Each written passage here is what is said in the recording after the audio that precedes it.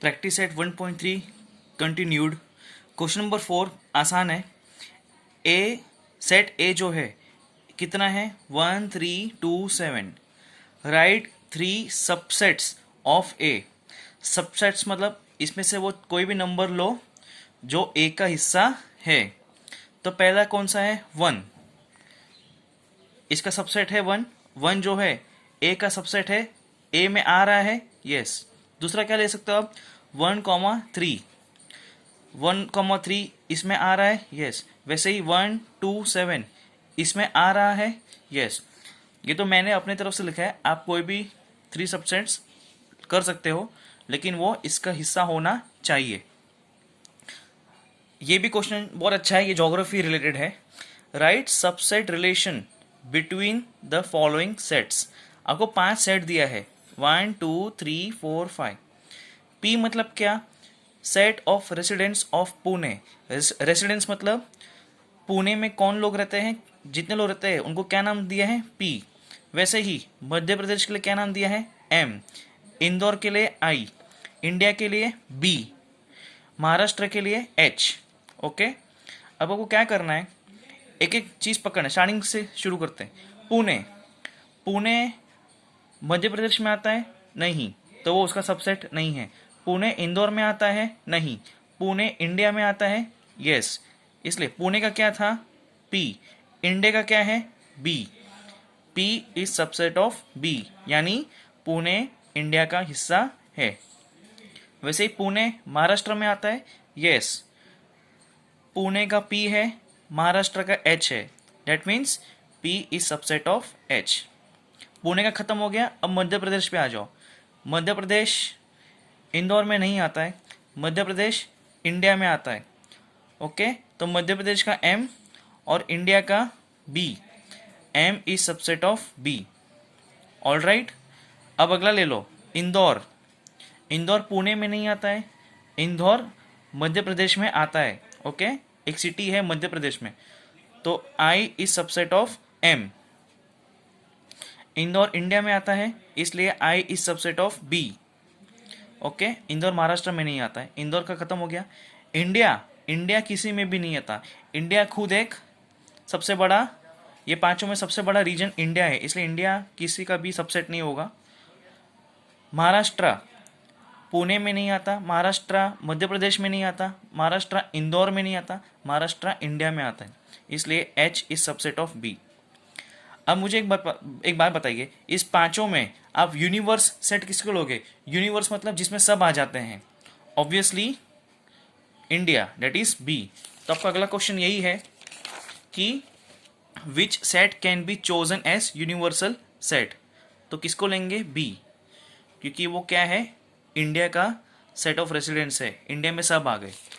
आप सारे आंसर्स को पॉज करके कॉपी कर लेना। ओके, नेक्स्ट क्वेश्चन, ये इसमें थोड़ा ध्यान दीजिएगा। विच सेट ऑफ द नंबर्स। अब सेट ऑफ द नंबर्स क्या क्या होते हैं, आपको 3 नंबर्स मैंने स्टार्टिंग में बताए थे, एकदम स्टार्ट में। एक होता है natural numbers, whole numbers, integers. Okay, तो ये तीनों में से वो कौन सा नंबर है तीनों में से जो यूनिवर्सल सेट बन सकता है फॉर सेट्स गिवन बिलो। आपको पहला क्वेश्चन दिया है ए बी सी, ठीक है।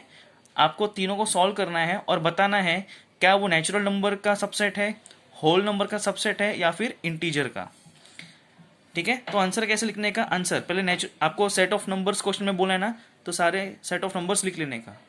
Natural numbers n starts from 1, whole number w starts from 0, integers dash dash dash -3 -2 -1 0 1 2 3 dash dash। अब पहले a सॉल्व करते हैं। a क्या है, सेट ऑफ मल्टीपल्स ऑफ 5, मतलब 5 का टेबल, 5 1 5, 5 2 10, 5 3 15। b क्या है, सेट ऑफ मल्टीपल्स ऑफ 7, यहाँ पे 7 का टेबल, 7 1 7, 7 2 14, 7 3 21। c क्या है, सेट ऑफ मल्टीपल्स ऑफ 12, 12 का टेबल, 12 1 12, 12 2 24, 12 36। अब हम ये सब को एक एक करके इसमें सेट ऑफ नंबर्स में देखते हैं कि आ रहा है कि नहीं। 5 10 15 7 14 21 24 12 24 36, ये सारे नंबर्स जो है नेचुरल नंबर्स में आएंगे। यस। होल नंबर्स में आएंगे आगे, यस। इंटीजर्स में भी आएंगे, 0 के बाद 1 2 3 फिर आगे पॉजिटिव नंबर्स है, ये सारे नंबर इसमें भी आएंगे, यस। इसलिए we can see that sets A B and C, ये जो तीनों हैं, are subsets of natural numbers, whole numbers and integers. इसलिए हम any of the set of numbers can be taken as universal set for A, B, C।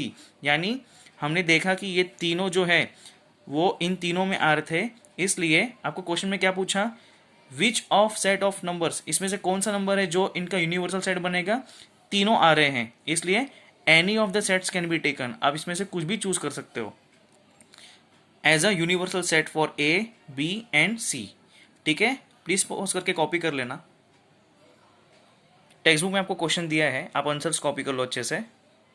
Next है question number 2, क्या बोलता है, इसमें दो चीज दिया है, P set of integers which are multiples of 4, मतलब 4 का टेबल, दूसरा है T set of all even square numbers.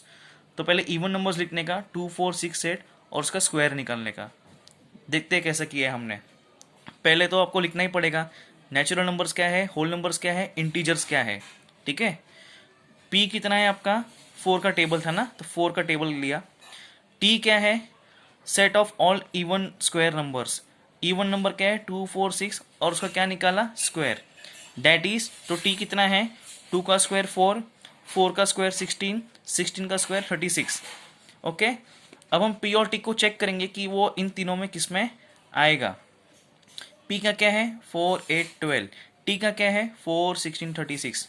तो ये जो सारे नंबर्स है वो नेचुरल नंबर्स में भी आएंगे, होल नंबर्स में भी आएंगे और इंटीजर्स में भी आएंगे। इसलिए सेम पिछले क्वेश्चन जैसा ही है, we can see that P and T are subsets of N W and I. इसलिए इन तीनों में से हम कोई भी चूज कर सकते हैं पी और टी का यूनिवर्सल सेट बनने के लिए।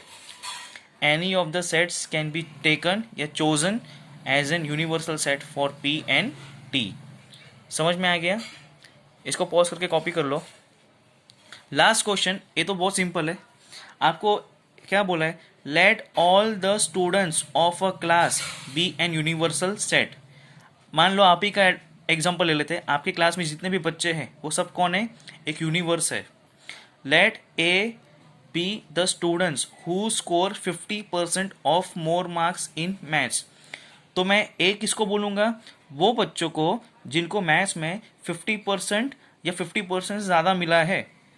Right the complement of set A, complement मतलब उसका अपोजिट क्या होगा फिर। ठीक है, अगर ए मतलब होता है 50% एंड 50% से ज़्यादा मार्क्स आने वाले बच्चे, तो उसका अपोजिट क्या होगा, उसका कॉम्प्लीमेंट क्या होगा, वो बच्चे जो 50% से कम मार्क्स लाए हैं। ठीक है, तो आंसर ऐसा लिखेंगे, complement of set A equal to A dash. Okay, मतलब वो बच्चे जिनको set of students who secure less than 50% of marks in maths. Are we clear, complement मतलब अपोजिट। इसको पॉज करके कॉपी कर लो, और अगर आपको कुछ भी डाउट होगा तो कमेंट सेक्शन में पूछ सकते हो। एंड कल हम करेंगे अगला सेट।